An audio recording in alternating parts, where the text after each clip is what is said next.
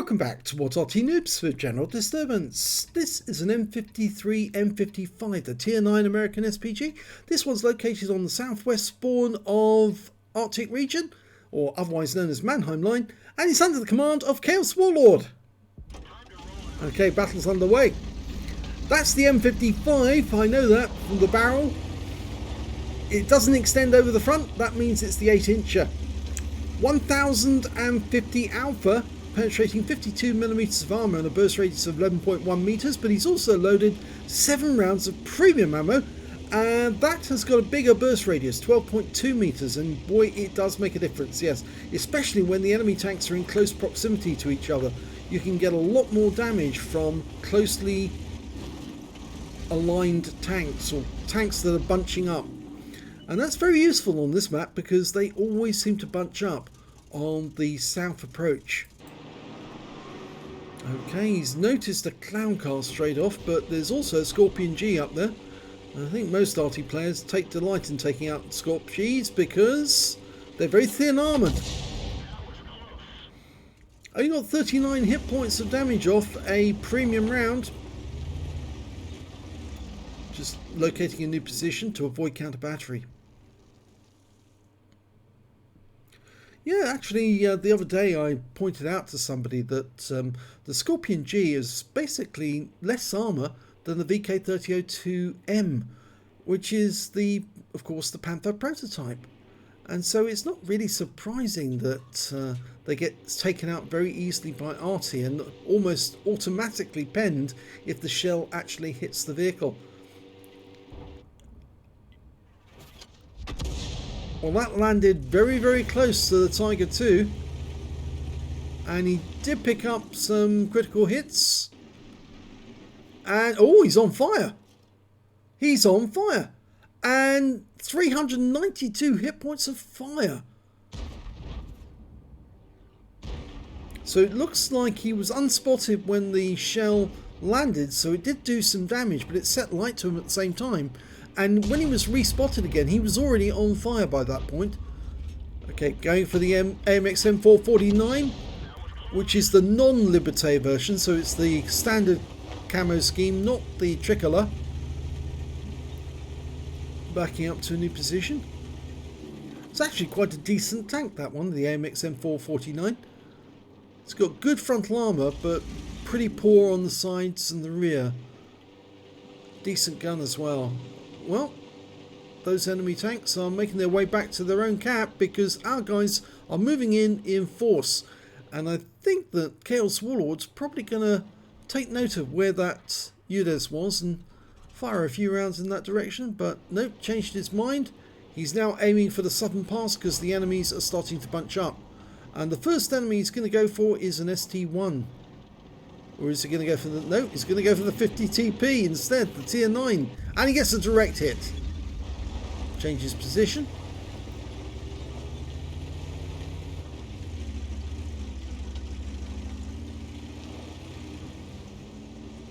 Now, moving over to the west side here actually is to his advantage because he will get better shots on the enemy. He's knocked the tree down deliberately because he's actually going to park behind the fallen tree, not directly in line with it, so if the enemy did fire at the base of the tree he wouldn't get hit. But as I say, it's not normally advisable to knock down any tree. He gets a direct hit on the T30, 323. Unfortunately he wasn't bunched up with any of the others at the time, but it all helps.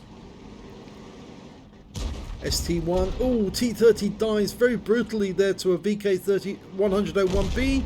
And our Centurion goes down to the ST1. Or did he? No, he went to the 50 TP, who's a little further off. He backed up to shoot the ST1 and the 50 TP saw his ass and put a round into it. Okay, so now he's firing at the ST1. Splashes him for 235. The 50 TP's joining him. Let's hope he can hit both of them at the same time.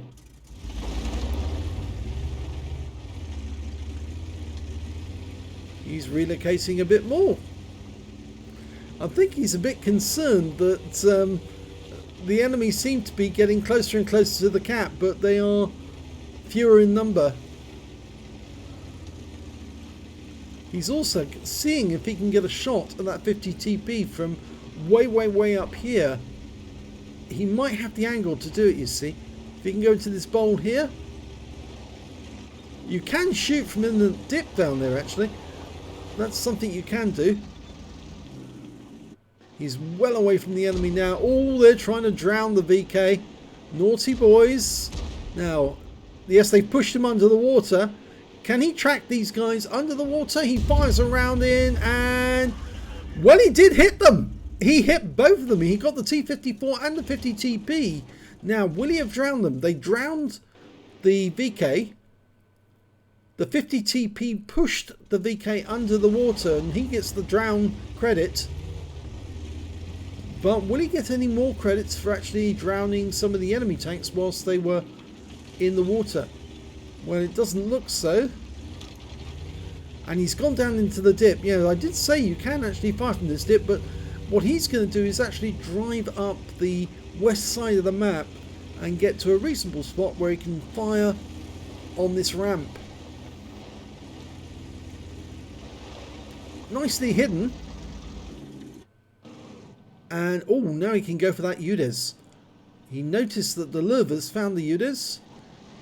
Now line him up, let it dial in, and rounds out. Well, 511 hit points is a very good score, but unfortunately we just didn't see what happened to the shell. And again, as I said, if you do that, all it means is you ruin the enjoyment of actually seeing how the enemy tank was hit. I think he's about to do it again. That lurver's only got 2 hit points left, and yeah, the UDES goes in for the kill. The TS5 actually got the kill in the end. Okay, he's loaded, and I think he's trying to make up his mind which tank he's going for. I think he's firing at the TS, and on that occasion he stayed with the shell, and we saw it impact the ground, but I think it was near the TS5. Now down in the south we can see the T-34 on the enemy team is being cornered, and he's just been wiped out. 704 got him.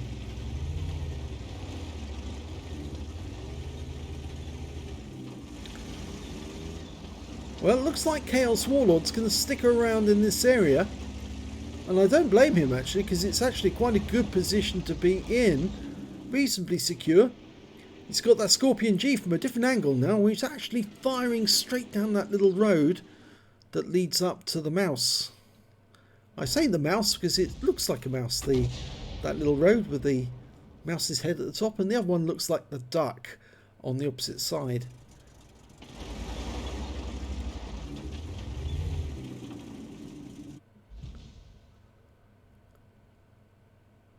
Dialing in on the Scorpion.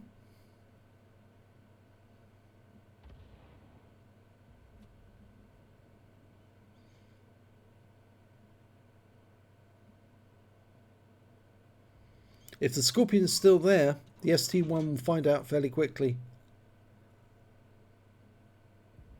He's the one that the Scorpion G is going to fire at first. And there's UDES. Okay, line him up and put a round into him. Rounds out. Direct hit wipes him out. Good kill.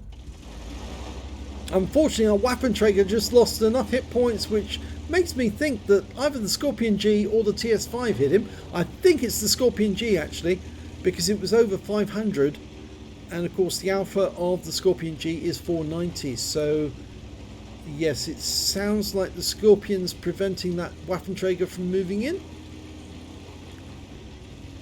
And there's the TS5, he's actually close to the cap, lining up a shot. The Scorpion has actually been killed, funnily enough. Okay, dialing in on the TS5. Rounds out. Near miss. 104.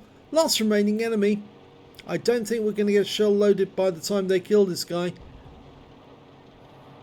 But at least he is still stunned. And now he's lost the stun.